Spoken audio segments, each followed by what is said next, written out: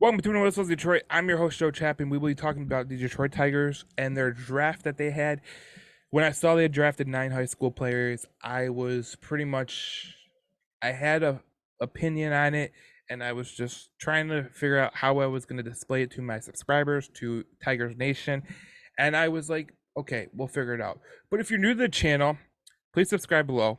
We're going to have Detroit Tigers content, Red Wings content, Lions content, Pistons content, Michigan State content, and everything that you need for sports because I love doing it.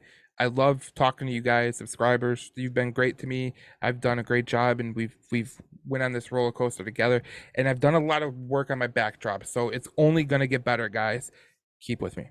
Now, when we talk about the Detroit Tigers, I think when we were all watching the Major League Draft, if you were watching it, you were like, man, let Wyatt Langford came to us. Oh my gosh. Like I was like, please pick him. Okay. Then it picks Max Clark. And to be honest, I didn't know a lot about him. Like I didn't know a lot about him because Major League Baseball draft is so wide open. I was kind of looking at Cruz, the pitcher from LSU, Langford. I did look at Max Clark, but I didn't do enough research into him because I didn't really think he would be the pick. So Scott Harris threw a curveball from draft one. But when I sat back and I looked at the research and I looked at Max Clark being in any other draft, he would have been a #1 overall pick. He's that good. And realizing this is a strong year for the Major League Baseball draft, I looked at it and I was like, okay, I can kind of see what Scotty Harris is doing. I actually love it too. What Scotty Harris inherited with the Detroit Tigers is brutal. It really is. This team is very there's a lot of missing pieces. They don't have a deep farm system. There's not enough there's not enough premium blue chip prospects that you go, oh my God, there's Austin Riley. Oh my God, there's Ellie De La Cruz. Oh my God, there's Corbin Carroll. You don't see with those guys. And I know a lot of people, they look at Justin Henry Malloy and they look at Colt Keith and they look at Jackson Jobe, and we obviously hope Jackson Jobe recovers from his injury.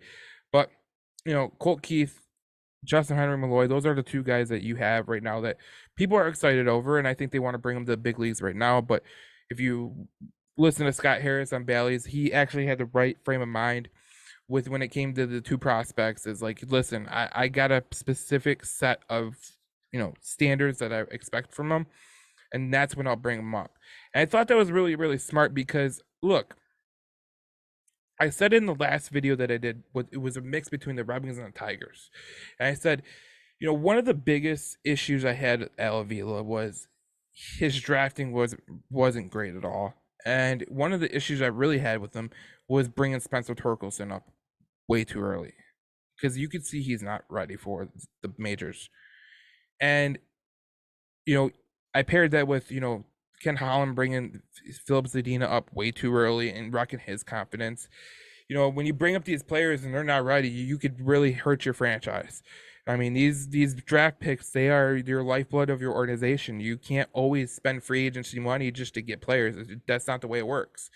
You look throughout baseball, one of the reasons that the Dodgers are good, well, Dodgers are a whole bit different. They traded for Mookie Betts and they signed Freddie Freeman, but Dodgers are an anomaly. But if you look at the Yankees, Aaron Judge, Gleyber Torres, you look at the Cincinnati Reds, Ellie De La Cruz, Matt McClain, Spencer Steer. There's a lot of great players there. You look at the Arizona Diamondbacks. You got Corbin Carroll. You got a lot of guys that were developed there. And where Scott Harris comes from is the San Francisco Giants, and one of the things they are known for is developing talent. So I have all the confidence in the world in this regime for the Detroit Tigers because, one of their front office guys is from the Tampa Bay Rays organization, and about the Tampa Bay Rays organization. It's an organization that is very, very stingy on money. They don't spend a lot of money, but they draft really good, and they obviously win every trade because they did with Austin Meadows. So I look at the regime and I go, I trust this regime because I think they are going to do it the right way.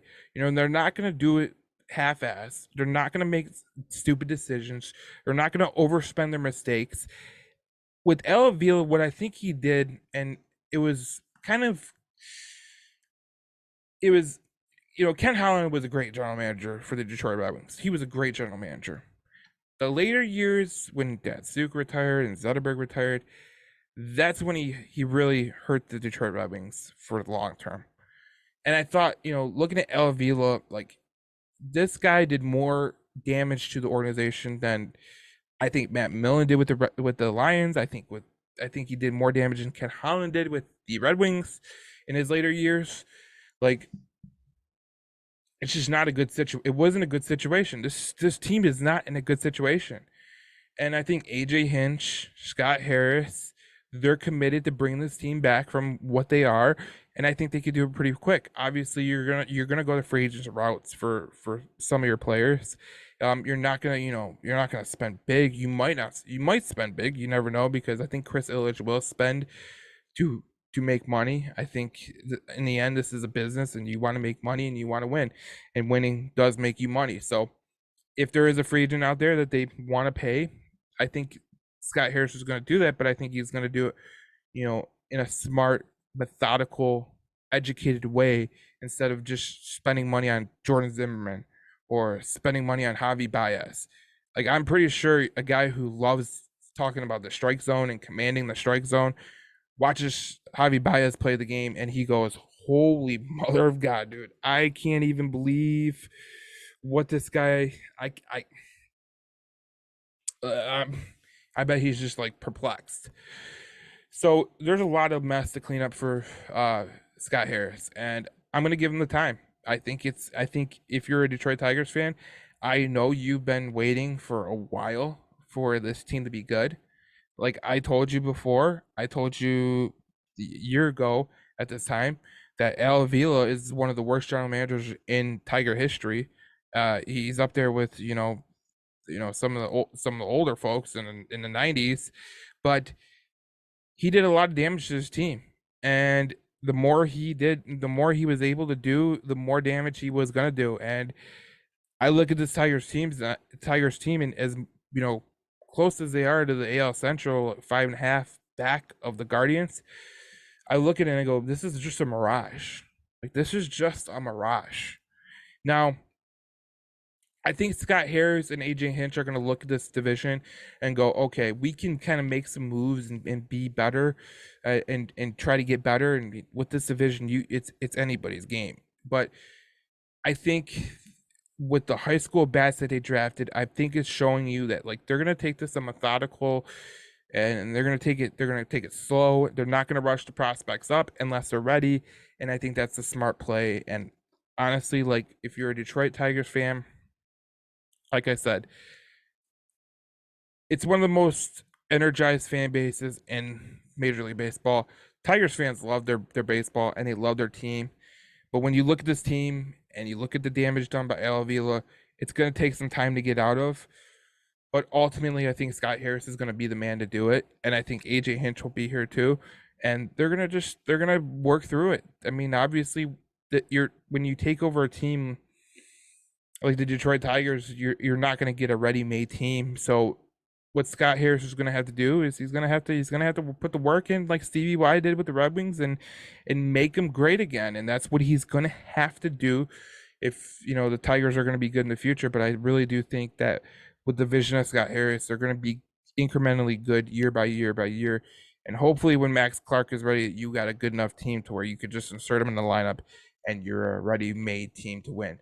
I want to know what you think below. Like, what do you think about the Detroit Tigers right now? Where are they in their rebuild? I want to know, because I think a lot of people have differing opinions from me and from other people, and I just want to know, because I get the sense that people love they think that Colt Keith's ready. They think that this guy's ready.